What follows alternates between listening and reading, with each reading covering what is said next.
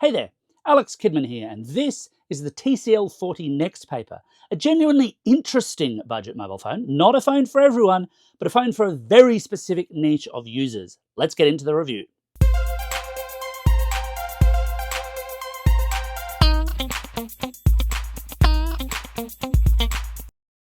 So look, on the surface, there's nothing terribly special about a 6.78-inch LCD screen phone, 90Hz refresh rate, $349, 5010 milliamp hour battery. All of this is kind of standard. I mean, I suppose the 10 milliamp hours over the standard 5000 is maybe a little different, but it's not different enough to be worth mentioning to speak of. But the TCL 40 NXTPaper has one unique selling point, one big unique selling point, and that's the NXTPaper bit. So what is NXTPaper? So it's a specific combination of hardware and software within this phone that allows the screen to go from this, a standard kind of color LCD display, into an e-ink styled mode. It is important to note this is not actually an e-ink display. It's just mimicking the features of an e-ink display to be kinder to your eyes over time. And you can choose to do this in either a color or a straight up classic e-ink monochrome way. There's a slider for this, which you can and should in fact move around. I've just got it on the default setting here. And if I tap that, it'll tell me it's going into NXTPaper mode. I've already told it I want it just in monochrome ink mode, and there we go. Kind of cool looking animation the first time you see it. Less compelling the more you see it though. I guess it does need the switch over time, but it is kind of slow. And the idea here is very much about being kind to your eyes when you're reading content. So if you've got a long piece of text like this, you can sit here and read it. It's better on your eyes. I've been testing it over the last week, and yeah, look, there is something to this, I think. I do have to say, I don't really have a control me to test this with, so I can't say that my eyes are instantly cured and I don't need glasses anymore or it's done anything remarkable like that. But if you do spend a lot of time staring at your phone, there is maybe something to this, with a couple of caveats. So for example, I'm in fact, my own written review, which I wrote for Gizmodo Australia, of the TCL 40 NXTPaper here.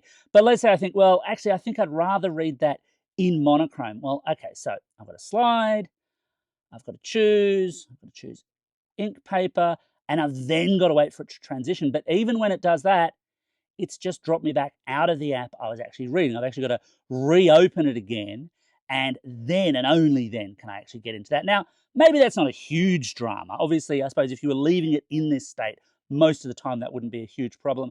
But if you do need to jump to and fro, it can be a little bit frustrating having to wait. It also works predominantly best for written content. I mean, that can be comics, that can be web pages, that can be ebook.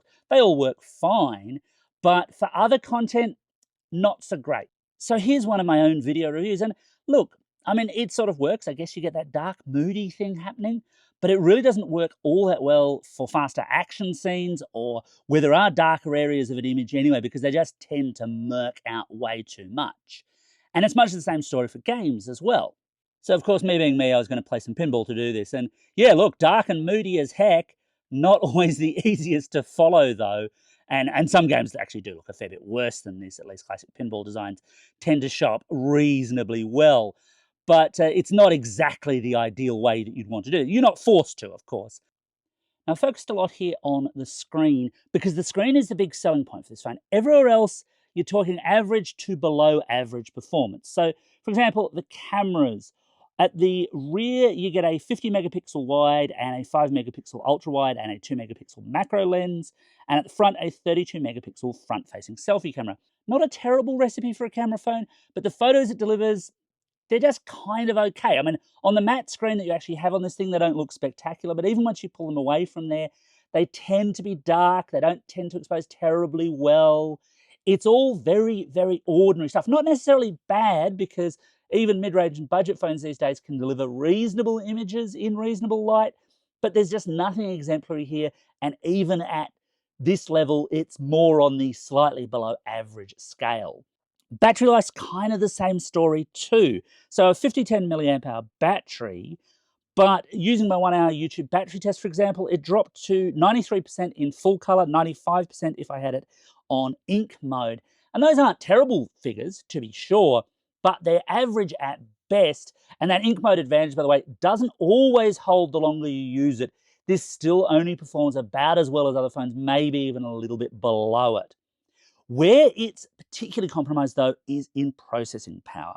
So it runs on a MediaTek Helio G88 processor with a Mali 52 GPU, 8 gig of RAM, and 256 gig of onboard storage. Now, 256 gig on board, that's quite nice, but everything else is slower than you can get at this kind of price point. Pretty much every other phone at $349, and in fact, a whole bunch that you can get at around $299, are faster than this. And that is a problem for this phone, exacerbated by the fact that at the time of recording, it's only an Android 13 phone, and it's only running the November 2023 security updates. I'm recording this in June 2024. TCL, do better on that score, please, because we really don't need a whole bunch of less than secure phones out there. And I think that's a real pity, because the screen, again, is the point of this phone. The screen is why you should be excited or interested in this phone, but that does make this a niche proposition. So should you buy the TCL 40 NXTPaper? Look, this is a phone for a terribly specific niche. If you do a lot of fairly static reading, so manga, comic books, ebooks, not terribly video-heavy web pages, then yes, I can see the benefits in the NXTPaper technology. I just wish it was tied into a slightly better phone, a slightly more exciting phone, because most of the rest of the TCL 40 NXTPaper is either average at best or in fact slow and a little bit behind the times. Anyway, that's my quick take on the TCL 40 NXTPaper. Got any thoughts? Anything you'd like to know? Hit me up in the comments below, and as always, thanks for watching, and don't forget to hit like and subscribe.